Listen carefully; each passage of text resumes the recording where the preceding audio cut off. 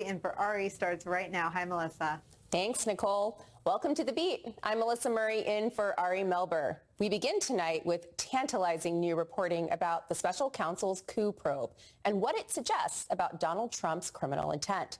Jack Smith has already sent Trump a target letter, and an indictment could come any day. Today, the Washington Post reports the special counsel's team is scrutinizing text messages sent by Trump's former chief of staff, Mark Meadows. The texts are important because they appear to provide more evidence that Trump's inner circle knew Biden won the election. The texts in question show Meadows joking with White House lawyer Eric Hirschman about Trump's fraudulent election claims. In the messages, Meadows refers to his son, a lawyer in Georgia, having trouble proving Trump's claims. In early December, Meadows texted, quote, "My son found 12 obituaries and 6 other possibles, depending on the voter roll accuracy." Hirschman jokingly responds, quote, "That sounds more like it. Maybe he can help Rudy find the other 10K. Meadows responds with, LOL. Laugh out loud. The Post reports that such mockery of Trump's claims was commonplace. Quote, Trump aides and other Republican officials expressed deep skepticism or even openly mocked the election claims being publicly made by Trump.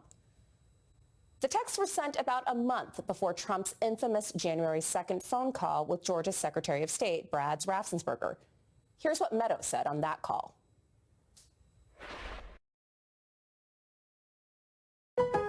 Lowe's knows pros deserve the best deals.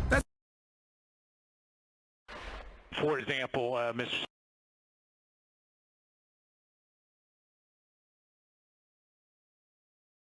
Secretary, I can tell you, you said there was only 2 dead people that would vote. I can promise you there are more than that, and that may be what your investigation shows, but I can promise you there are more than that. Remember, Meadows also testified before a grand jury last month for Jack Smith. Now, all of this is making Trump world very nervous. Trump and his allies have been, quote, feverishly speculating about the degree of Meadows' cooperation with the Smith probe. Meadows has gone silent, and there are some big questions as to who Special Counsel Jack Smith really has. He may have some acolytes of President Trump who are in the only position that they can take, and that is the truth. The new text could further undermine Trump's ability to rely on the so-called Costanza defense, made famous by Seinfeld. Quote, it isn't a lie if you believe it. The texts are more evidence that Trump insiders didn't believe the election lies. They build on what multiple witnesses have told the January 6th committee. Trump didn't believe those lies either. He says words to the effect of, yeah, we lost, we need to let that issue go to the next guy, meaning President Biden. And he was looking at the TV and he said, can you believe I lost to this effing guy? I said, like, does the president really think that he lost? And he said, you know, a lot of times he'll tell me that he lost, but he wants to keep fighting it. Joining me now to break it all down is Neil Katyal, former acting Solicitor General for the Obama administration, and Timothy Hafey, former chief investigator for the January 6th committee. Tim, first to you. Your committee first uncovered these texts from Mark Meadows. How do they fit into the broader evidentiary picture here, and how important are they? Yeah, Melissa, thanks for having me. Look, your initial clip summarizes it perfectly. There was a lot of evidence that in the days right after the election, and I think this text from Mr. Meadows to Hirschman was December 3rd, there was an acknowledgement that the election was lost. A lot of different people, as General Milley and Alyssa Farah and others said. But over time, what's strange is that the evidence evolved, the rhetoric got increasingly disparate from the evidence. The claims keep getting repeated despite the fact that the evidence reinforced that there was no fraud. President Trump continued even at the ellipse to talk about dead voters in Georgia when all the way back in December and throughout the pre-Jan 6 period, people rebutted and debunked that allegation. That's what's so curious. The rhetoric and the evidence just don't match. You could sort of imagine in the beginning there's some suspicion of voter fraud, but they looked at it and they didn't find it. That does not square with the rhetoric. And that's why it's so important to Jack Smith, because it therefore suggests it's evidence of intent, that he knew that what he was saying was false. nevertheless continued to repeat it in an attempt to obstruct the official proceeding. That's essentially sort of the theory or the hypothesis that Jack Smith is investigating. Well, with that in mind, Neil, if this is really going to go to the question of intent and what Trump insiders knew when they were repeating these claims, how much more does Jack Smith need to really flesh this out if he is going to present this to a jury to perhaps establish the requisite mental state to establish a crime here?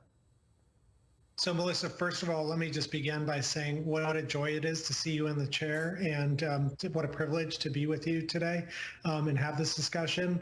I mean, I think my first reaction is just how sad it is for the country that right now we are on indictment watch for a former president of the United States. And honestly, it feels like just another Monday. And I think it really speaks to the widespread nature of Donald Trump's criminal behavior. I think it's likely that we're going to see 2 more indictments of Donald Trump before Barbenheimer leaves the theaters. It's really quite an astounding thing. And with respect to your question about criminal intent and this evidence, you know, we don't know everything that Jack Smith knows. I mean, that's the most important thing. We're getting, you know, certain reports piecemeal and the like. But what the January 6th committee already uncovered under Tim's, you know, leadership is evidence that Donald Trump knew that he lost the election, which should, of course, not surprise anyone. I mean, barring an insanity defense, I mean, everyone in their right mind thought so. And it looks like now documentary evidence, like the text you were just showing, you know, are going to bear that story out. But each of the 3 crimes that Donald Trump was isolated to have possibly committed in the target letter that Trump received last week, whether it's conspiracy to defraud the United States or obstruction of an official proceeding, or the 18 U.S.C. Section 241 conspiracy to deprive civil rights statute, all of those, the Jack Smith is going to have to show that Trump didn't, was doing this for a nefarious reason. And so this evidence is important, but it looks like Smith has the goods. Obviously, Trump has the presumption of innocence and will be tested in a court of law. So that's a lot to break down. There's a very high burden for the prosecution to bear if this actually does get to a trial. Tim, Mark Meadows seems to be playing both sides here, mocking these baseless election claims at times while also appeasing Trump at others. If he is presented as a witness in a criminal trial, will his credibility be undermined by the fact that he's been talking out of both sides of his mouth? Yeah, Melissa, that general characterization of Meadows as saying different things to different people is entirely borne out by the evidence that the Select Committee uncovered. We heard from people who said Mark Meadows seemed to be rational and explaining we're going to get the president to come around. Other times, in his text messages, he seems to be right there next to the president arguing, even in that Raffensperger call in the clip that you played, that there is election fraud and that something should be done about that. So there is sort of an inconsistency in his own statements. Now, all of that depends on what he ultimately says if he is a trial witness. I don't know if he's cooperating or not. He sort of gave us the text messages, which were hugely important, very material to the Select Committee's investigation, yet he wouldn't come in for the deposition, the subpoena that we issued. So I frankly don't know where he is in terms of cooperation with the special counsel. But all of this, the different statements, will certainly impact his credibility. It all really depends, though, on how he explains that, how he, if he is cooperating, sort of articulates the reason why he said what he did in real time during the events alleged in the indictment. Well, just to follow up then, Tim, one of the potential charges that was identified in the target letter is a conspiracy charge. Is it likely that Meadows is part of that conspiracy? And if he is likely part of that conspiracy, is there more pressure on him to cooperate with the government going forward? Yes and yes. The Select Committee in our report alleged that Mr. Meadows participated in a conspiracy with President Trump and others to obstruct an official proceeding and to conspire to disrupt the lawful function of government, the 371 count.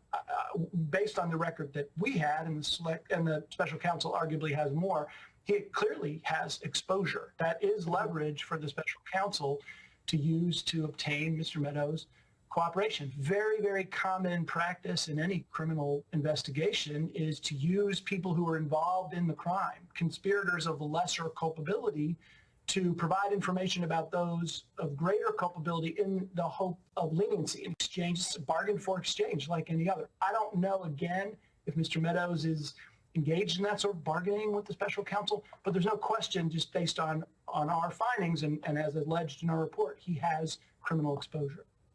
So, Neil, Mark Meadows has criminal exposure. As you said earlier, Donald Trump has considerable criminal exposure, maybe to the point that it's a little sad to see a former president facing this much criminal liability. But this isn't the only avenue that Jack Smith is pursuing. There is also the prospect of the fake elector plot. So listen to this elector in Michigan who says she was, quote unquote, duped into signing the false certificate.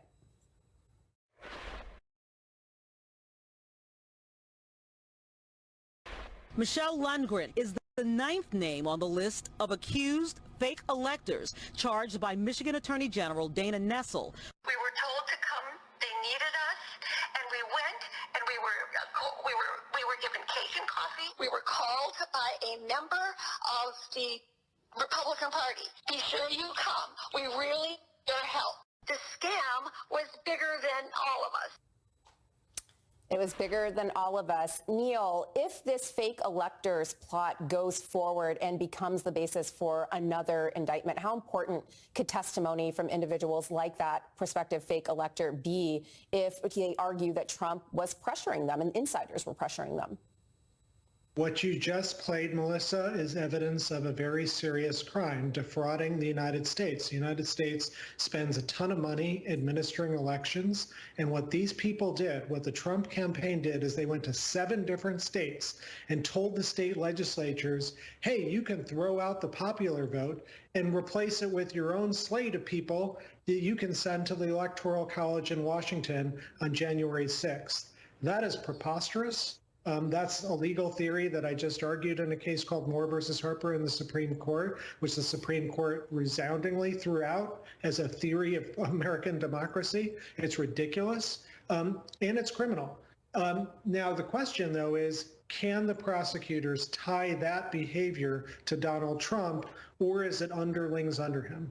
And that's where, you know, it's so important that people tell the truth in the criminal process. And Donald Trump has managed to hire a bunch of people like Mark Meadows, or even, frankly, Vice President Pence, who talk out of both sides of their mouth every day of every week. I mean, I don't know where he finds these people, but, you know, I think that's going to be a challenge for the prosecutors, is to try and pin down these folks on the stories. Now, there will be evidentiary records and documents and text messages and emails and things like that. All of that could be very helpful to Smith in making the case. Well, we are living in interesting times. Neil Katyal, Timothy Hafey, thank you so much for joining us. Coming up, Ron DeSantis is now trying to justify new school guidelines saying that some people benefited from slavery. We have a fact check. Plus, we'll show you why the Fox News crowd is so upset about the success of Barbie. But first, there are new public threats from Trump as the Jack Smith probe heats up. Joyce Vance is here when we're back in just 60 seconds. As a third criminal indictment looms, Donald Trump's menacing rhetoric, laced with suggestions of violence, is intensifying, and the DOJ has taken notice. The New York Times reports that the Justice Department has spent almost $2 million on U.S. Marshal protection for special counsel Jack Smith, his family, and other investigators. Trump's behavior is reportedly the main driver behind the DOJ's efforts here. He has singled out many prosecutors by name, and he recently warned, ominously, that it would be, quote, dangerous if he were to go to jail. I think it's a very dangerous thing to even talk about, because we do have a tremendously passionate group of voters, and I mean, maybe, you know, maybe 100, 150. I've never seen anything like it.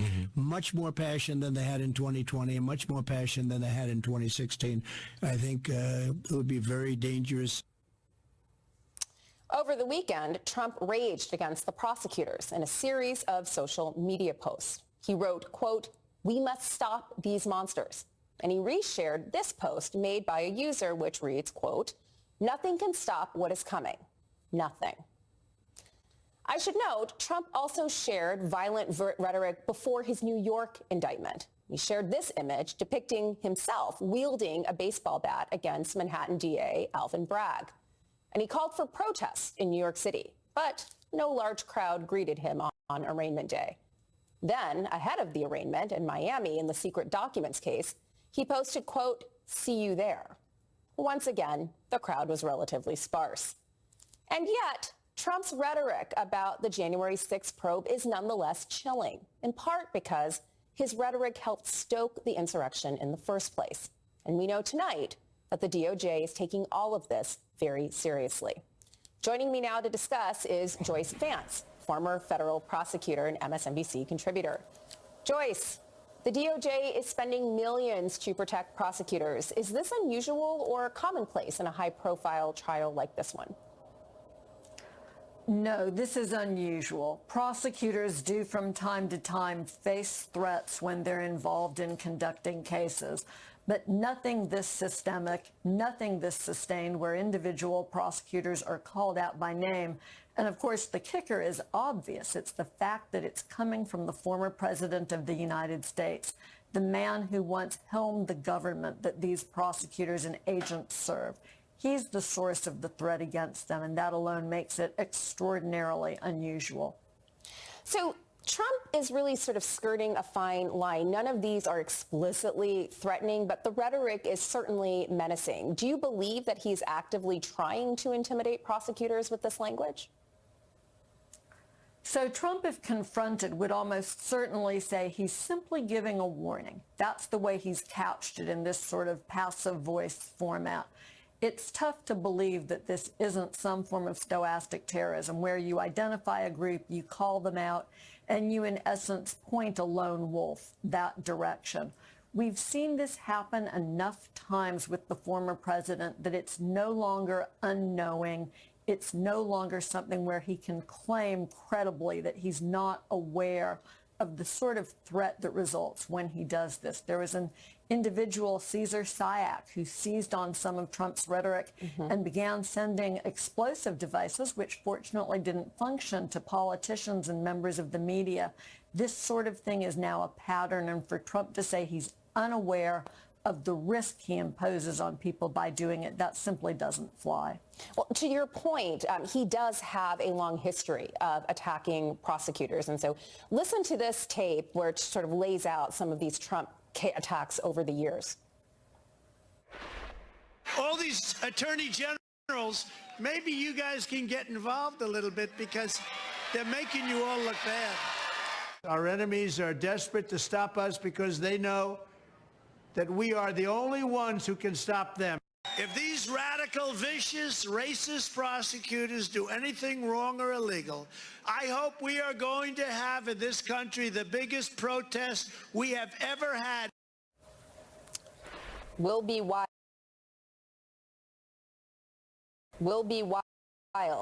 Where is the line here, Joyce? How far can Trump go before he is actually breaking the law with these kinds of threats? So the line for prosecutors, and we talk about this a lot, is this notion that you have to be able to prove guilt beyond a reasonable doubt before you're going to indict something. That's an extremely high sort of a barrier here. You would have to be able to show that Trump actually intended for people to attack prosecutors. And of course, we go back to where we started, the way he's couched these sort of vicious threats, to my way of thinking, as though they are warnings to people. Well, my folks might get really riled up about this, so people should take care and not put me in prison or not put me in pretrial custody. It's that sort of really disingenuous approach that spares him technical criminal liability. But we all know what's going on here. Also, to that point, it's unlikely that anyone is going to be able to suss out actual criminal intent here. But what is happening is that the government is spending a lot of money to be able to protect these prosecutors. It's on track to cost about $25 million this year for the DOJ to protect the prosecutors. One official said that the costs are part of a Trump tax. The DOJ is forced to expend a disproportionate amount of time and energy defending themselves against Trump's unfounded claims that they are persecuting him. Is this part of Trump's strategy to spend an exorbitant amount of money to defend these prosecutors and sort of blame the administration for spending profligately? So if it wasn't an intentional strategy when he started calling out prosecutors by name, it certainly evolved into something that has worked well for him. It certainly causes government to expend resources, time, protect its people in ways that you simply don't have to in a normal case.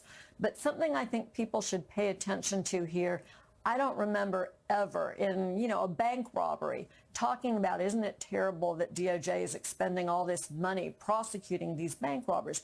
No, we know who's at fault in those situations. It's the cartels, it's the violent gangs, it's the bank robbers.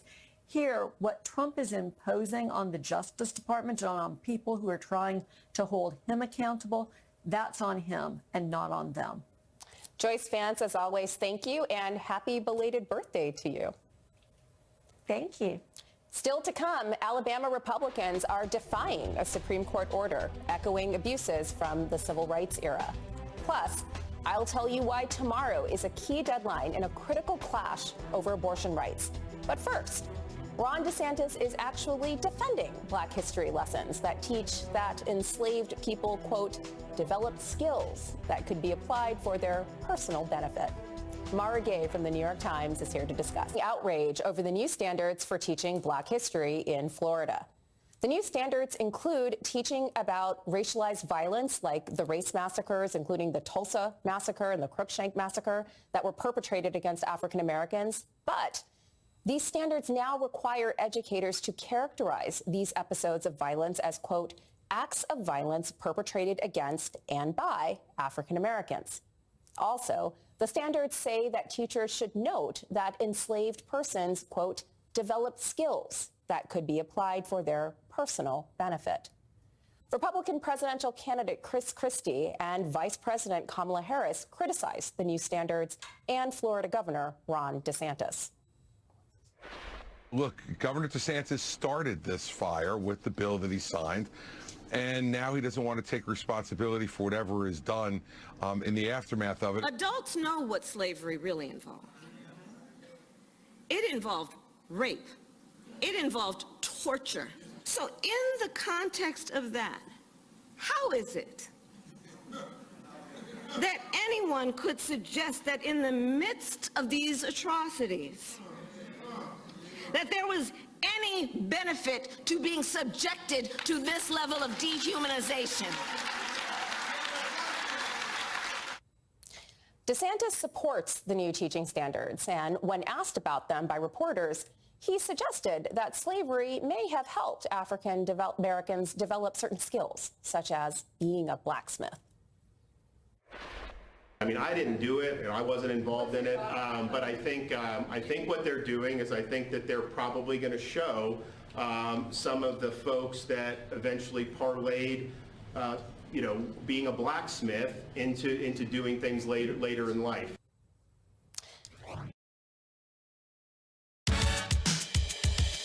Sweet, my Pizza Hut order's here. What they say is true. No one. Joining me now to discuss all of this is Mara Gay with the New York Times editorial board and an MSNBC political analyst. So Mara, slavery, the new hot internship. Discuss. It's pretty stunning that in 2023 we're actually having to have this conversation. It does feel in a sense as though it is equivalent to having to answer a Holocaust denier, frankly. Most Americans know exactly what slavery is about, as Kamala Harris said. But obviously, this is an attempt by the governor and by the state of Florida to minimize slavery, the horrors of it, the reality of it, and the economic system that benefited from it. I believe politically what's happening here is that this candidate for office, DeSantis, is essentially trying to minimize the real history of the country and of African Americans to essentially pander to white victimization that you see, that kind of sentiment among some white Republicans. That's really unfortunate because I think there is a way for all of us to move forward as a country as long as we are honest about how we got here. The other thing that's happening is that there are students who are going to be denied education in this coming year, who are already being denied education, and that's tragic. And we should really be openly talking, I think, about how horrific slavery was, but how offensive and historically inaccurate these remarks and this curriculum really is. Just as an example, this idea that that enslaved Americans would have benefited by gaining skills is obscene because, of course, what we know historically is that actually enslaved Africans brought with them from Africa skills that actually benefited their enslavers and helped build the country. So, for example, ironworks, rice cultivation, folkways, food preparation. And so this is especially offensive and it's historically laughable. Well, so there's an interesting backstory to this. So in 1994, Florida passed a law that required the teaching of African American history. And I remember this because I grew up in Florida, attended a Florida public school. I graduated before this law went into effect. But it requires Florida teachers to teach something about African American history. And this new set of standards comes on the heels of the anti-woke acts that we've seen in Florida and elsewhere for the last year and a half. And so is it worse to teach this kind of whitewashed history that really belies the true oppression and tyranny of slavery? Or is this better than nothing? Because there literally was nothing before that 1994 law. I think this is a moment where we just have to be extremely grateful that we know that there are teachers across America and across the state of Florida who believe deeply in teaching history as it happened, and teaching history through compassion, through reality, and giving their students the best sense that they can of how this country came to be. So this is an area where you would hope that teachers would have the wherewithal to speak the truth. At the same time, the chilling effect that the state of Florida has put on these teachers is very real. And so, of course, the fear becomes that nothing is said about slavery at all. What can parents do? I mean, African-American parents must be incensed about this in Florida. What can they do to fight back?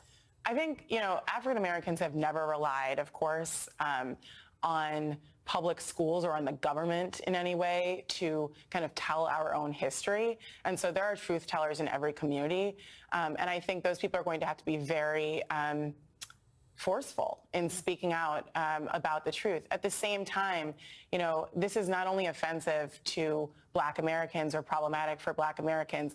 Every parent in America who wants to see their children succeed and, wants to teach the country's history as it actually happened should be concerned. And public education is an incredibly important venue because there are Americans of all backgrounds who won't get any kind of an education about slavery without this being taught in their public school. That is why true believers like DeSantis are fighting in this venue, because there is so much power in public education.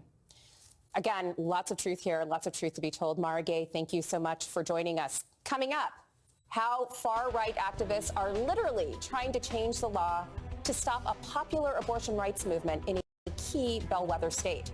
And tomorrow marks a crucial deadline in the fight over reproductive rights. It's happening in Ohio, where Democrats are accusing Republicans of trying to subvert democracy. Here's the state of play. Elections officials in Ohio will announce tomorrow whether abortion rights activists have enough signatures to get a key initiative on the November ballot. The measure would enshrine abortion rights into the state's constitution. Its supporters say that they have nearly double the number of signatures required. And new polling shows that 58% of Ohio voters already support the initiative. But here's the catch. Republican lawmakers have added a special election to be held next month on a measure that would raise the number of votes that a ballot initiative would need to get in order to change the state's constitution. The current threshold vote to change the state's constitution is 50% of the vote. But in this special election, Republicans are hoping to increase the threshold to 60%. In other words, although 58% of Ohio voters support the abortion rights proposal that is slated for the November ballot, this new measure that will be voted on next month would require a threshold of 60% support in order for the proposal to pass. Ohio's Secretary of State, a Republican, admits that the GOP wants to change the state constitution to stop abortion rights. We have an opportunity to raise the threshold.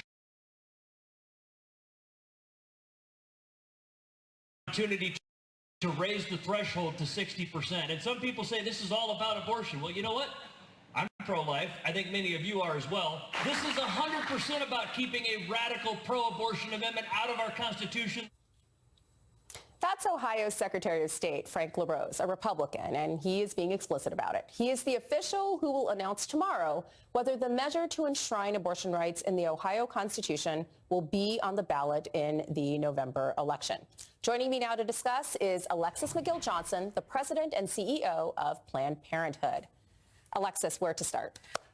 I mean, sometimes people say exactly what they mean, and then sometimes the voters show up and they tell you exactly what they think. And I think that's what's happening right now. Well, so this is really interesting to me because last year in the Dobbs decision, the Supreme Court insisted that it was overruling Roe versus Wade because it wanted to return the abortion question to the states and the people for democratic deliberation. And here we have Ohio voters going directly to the polls to register their preferences about reproductive rights. And we have the state's GOP contingent saying, no, too much democracy is a bad thing. Why? Because what happened in 22, right? They saw that state after state, from Kentucky to Vermont to California to Kansas, showed up and they demonstrated the will of the people, right? Because we know that there's a reproductive freedom majority in every state. And when people have the ability to vote on abortion rights, they choose their freedom. And so they have to come up with all of these other measures to deny people access to the ballot as well as access to voting on their rights. And that's essentially what we're seeing here. The fact that we have like twice as many signatures, right? The fact that the polling is very clear, and they are being very clear about where they stand and why they're putting these measures in, I think says everything. Well, I mean, they're being super clear. Our listeners probably don't realize this, but Ohio actually banned these kinds of special elections on the ground that there was very low voter turnout, wasn't good for democracy, but they're going to reinstate it in order to raise this threshold because they know that this vote is coming on abortion in November. If Ohio is successful in doing this, is this going to be a bellwether for other states who are also trying to limit direct democracy as a means of limiting abortion rights? Well, look, I think they've been following a playbook all along, right? I mean, you go back to Texas SB 8 when we were following that as that bounty hunting law, just a couple of years ago before Dobbs. SB 1 was actually the voting law, right? It was the one that was trying to restrict access to voting. And I think, we saw Kansas. They also had an August ballot initiative. Yeah. It's almost like they're not paying attention to the playbook, and they're seeing that people still saw, their value. And I think probably what is most interesting to me here is that even when you look back at August, in Kansas, even when you look at the numbers that we're seeing here on Ohio, this has bipartisan support. This is attracting independent voters and independent women. This is not a winning proposition, right? And yet they continue to double down because, they're very clear that they want power and control. And I think the voters are very clear about what they want. Well, so this also underscores a point that I've been saying for a long time, like voting rights, reproductive rights are inextricably intertwined. You don't get a law like Texas SB 8 unless you've so gerrymandered the state legislature so people can't make their preferences known. And now we're seeing in real time the way in which voting rights is actually implicating the question of reproductive freedom. How are you going to bring these two issues together in your work? Look, we have been tying the link between abortion and democracy and literally saying abortion saved democracy in 22, and we have an opportunity to do that in 24 as well. And we will continue to do it, not just in Ohio. There are ballot initiatives that are coming up in Florida, in South Dakota. There are places where, again, you wouldn't expect them to be bastions of reproductive rights, but they are bastions of freedom. They're places where people very much care about not having government interference in their own medical decisions. Yeah. We're seeing opportunities like here in New York, right, where there is a ballot initiative that has the opportunity to enshrine our reproductive freedoms, our equalities into the state constitution and become a model for the next question that we see before the next court. So we're playing out the long game, but part of that long game really means that we have to, fight state by state. And, unfortunately for the opposition, I think they are seeing the fierce the opposition to their control, and that's what we're going to see, I believe, in August and further in November in Ohio. Well, we will see you here after August, Alexis McGill-Johnson. Thank you so much. Coming up, again, speaking of voting rights, in a brazen act, Alabama Republicans are openly defying a Supreme Court order in an effort to suppress the black vote.